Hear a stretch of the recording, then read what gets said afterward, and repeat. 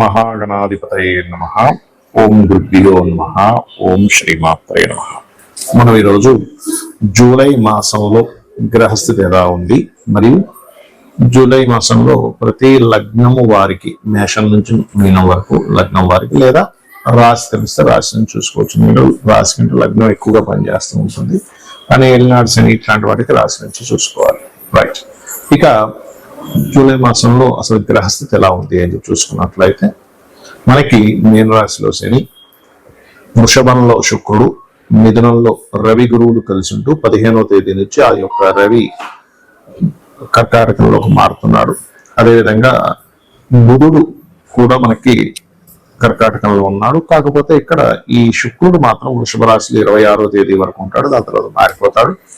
ఇక కుజుడు కేతువు కలిసి సింహరాశిలో ఉంటూ 28వ తేదీ వరకు సింహరాశిలో ఉంటున్నారు. కుంభరాశిలో రాహు యొక్క సంచారం, ఇక చంద్రుడు 2.5 రోజులకు ఒకసారి మారుతూనే ఉంటాడు. ఈ యొక్క గ్రహస్థితిని అనుసరించి ద్వాదశ రాశుల వారికి లేదా లగ్నం తెలిసే లగ్నాల వారికి ఏ విధంగా ఉండబోతుంది అనేటువంటి విషయాలను మనం తెలుసుకుందాం. అయితే ఈ విషయాలు చెప్తుంది నేనైనప్పటికీ కూడా చెప్పిస్తుంది సాక్షాత్ లలిత అమ్మవారిగా భావిస్తూ ఒక్కొక్క లగ్నం గురించి తెలుసుకుందాం. ముందుగా మేష లగ్నము, లగ్నం తెలియని వారు రాశిని చూసుకోవచ్చు. మీకు కనుక చూసుకున్నట్లయితే కాస్త ఈ నెలంతా కూడా మీరు మీ యొక్క లగ్నాధిపతి పంచమ స్థానంలో ఉన్నాడు కాబట్టి నిర్ణయాలు, ప్రేమ వ్యవహారాలు, షేర్ మార్కెటింగ్ రిలేటెడ్ సంబంధించిన విషయాల్లోని, రాజకీయ సంబంధించిన విషయాల్లో కాస్త జాగ్రత్తగా ఉండాలి. ఇక ధనస్థానాధిపతి ధనస్థానంలో ఉన్నందుకు, శుక్రుడు ఓన్ హౌస్ లో ఉన్నందుకు ఫైనాన్షియల్ గా చాలా బాగుంటుంది. మరియు దీంతో పాటు మీకు కాస్త విదేశీ ధన యోగం ఉంది. అదేవిధంగా చేసే ప్రయత్నాలు, మీ మాట్లాడే మాటకు ఒక వాల్యూ అనేటువంటిది కూడా ఉంటుంది. రవి గురువులు కూడా 3లో ఉన్నది. కాకపోతే ఈ మూడో స్థానంలో ఉండేటువంటి రవి గురువుల్లో గురువు అస్తంగత్వ దోషంలో ఉన్నాడు. అంటే ఏమిటి? తండ్రి గారి ఆస్తికి సంబంధించినటువంటి కారకుడైన గురువు కంబస్ట్ అయినందుకు కాస్త ఇక్కడ ఏంటంటే ఈ తండ్రి గారి ఆస్తి విషయంలో, తండ్రి గారి విషయం కొంత జాగ్రత్త వహించాలి. అలాగే మరొక విషయం ఏంటంటే, ఇక్కడ 4వ స్థానంలో బుధ గ్రహం ఏదైతే ఉందో, బుధుడు 4వ స్థానంలో ఉన్నందుకు కాస్త ఏదైనా కొత్తగా ఏదైనా బిజినెస్ రిలేటెడ్ సంబంధించిన ప్లాన్ చేయడము, ఏదైనా కొత్త కోర్స్ చేయాలనుకోవడం ఇటువంటివి జరుగుతాయి. కాకపోతే ఏదేమైనా కూడా కొత్త స్నేహితులు, ఇటువంటి విషయాల పట్ల కాస్త జాగ్రత్తగా ఉండండి. హోమ్ లోన్స్ లభిస్తాయి 4వ స్థానంలో బుధుడు ఉన్నందుకు. కాకపోతే కుటుంబ సభ్యుల్లోనే ఎవరైనా సరే వివాహ సంబంధించిన విషయంలో కుదరడము, కాకపోతే యాన్సిస్టర్స్ ప్రాపర్టీస్, పూర్వీకుల ఆస్తులకు సంబంధించిన విషయంలో కొద్దిగా జాగ్రత్తగా ఉండండి. ఉన్న ప్రదేశం కాకుండా ఇతర ప్రదేశాలకి వెళ్ళడం ద్వారా ఉద్యోగ అవకాశాలు బాగా సమకూరుతాయి. అలాగే మరొక విషయం ఏంటంటే, ఇక్కడ ఈ 12వ స్థానంలో ఏలినాడు శని యొక్క సంచారం ఉంది కాబట్టి కాస్త ఏదైనా సేవ, ఏదైనా ఆలయాలకు వెళ్ళి అక్కడ సేవ చేయడం కానివ్వండి. మరియు మరొక విషయం ఏంటంటే, వీటితో పాటు ఈ 12వ స్థానంలో శని ఉన్నందుకు గోశాలకి వెళ్ళి గోవులకి బెల్లం తినిపించడము, ఇటువంటివి చేయండి. ఇన్వెస్ట్మెంట్స్ చేసేటప్పుడు 12లో శని ఉన్నప్పుడు లాంగ్ టర్మ్ ఇన్వెస్ట్మెంట్స్ బాగుంటాయి, కానీ షార్ట్ టర్మ్ ఇన్వెస్ట్మెంట్స్ జోలికి మాత్రం పొరపాటు కూడా వెళ్ళకండి.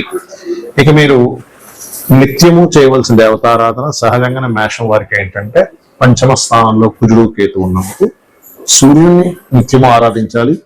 కేతు గ్రహం దగ్గర, కుజగ్రహం దగ్గర దీపారాధన చేయడము, స్కందుని గణపతిని ఆరాధన చేయడం అన్ని విధాల చక్కటి ఫలితాలను ఇస్తుంది. కాకపోతే ఇక్కడ మీరు డెసిషన్స్ తీసుకునేటప్పుడు మాత్రం 28వ తేదీ వరకు కాస్త జాగ్రత్తగా తీసుకోవాలి. ఎందుకంటే 28వ తేదీ వరకు ఉన్నటువంటి గ్రహస్థితి తీవ్రమైనటువంటి డెసిషన్స్ తీసుకోవడం, తొందరపాటు పడి తీసుకోవడం, ఆవేశంలో నిర్ణయాలు తీసుకోవడం లాంటివి ఉంటాయి. అది కూడా కొంతమంది ఫ్రెండ్స్ నమ్మడం, కొత్త ఫ్రెండ్స్ ఎవరైనా పరిచయం, ఇది ట్విట్టర్స్ ఇట్లాంటి వాటిల్లో.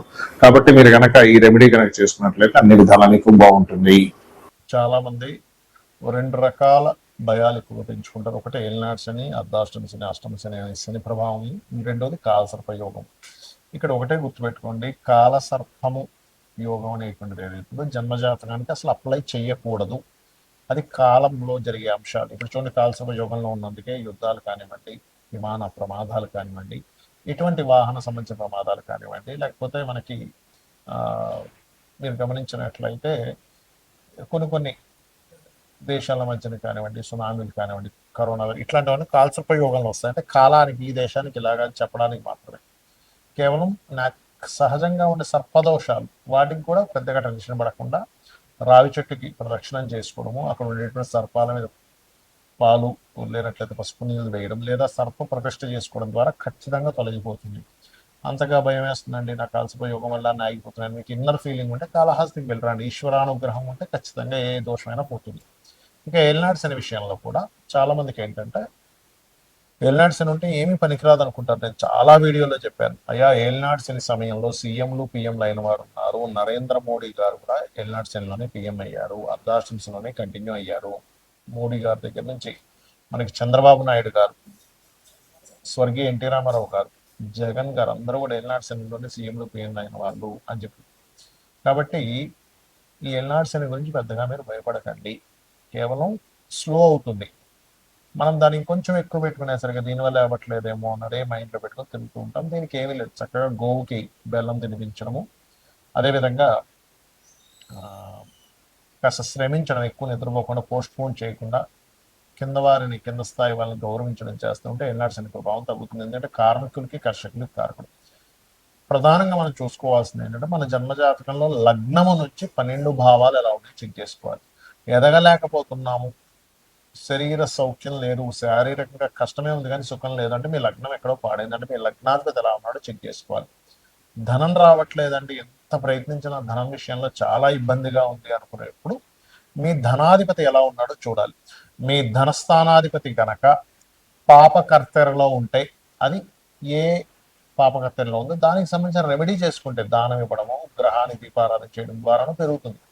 లేదా ఇంట్లో ఒక్కోసారి ఉత్తర భాగంలో దోషం ఉన్నా సరే ధనహీనత వస్తుంది. అంటే ఉత్తరంలో కంప్లీట్గా వైట్ కలర్, నేను చాలా ఇల్లు వాస్తు చూసినప్పుడు వాళ్ళకి ఉత్తరంలో రెడ్ ఎల్లో కలర్స్ ఉండడం, లేదా ఉత్తరంలో బాత్రూమ్స్ ఉండడం వల్ల కూడా వాళ్ళకి దోషాలు ఏర్పడ్డాయి. అది మార్చినప్పుడు వాళ్ళకి అక్కడి నుంచి మళ్ళీ ధనం రావడం జరిగింది వాళ్ళ ఇళ్లలో. అలాగే మరొక విషయం ఏంటంటే ఇక్కడ మీకు సిబ్లింగ్స్తో పడదు కొంతమందికి, ఎందుకు 3వ స్థానం పాడైంది. సో ఎవరితో ఏ బంధువర్గం ఉన్న వాళ్ళతో పడదు, దానికి సంబంధించిన విషయంలో కొంచెం జాగ్రత్తగా ఉండడం, వాళ్ళతో కాస్త మీద చూసుకోవడం చూసుకుంటున్నారు.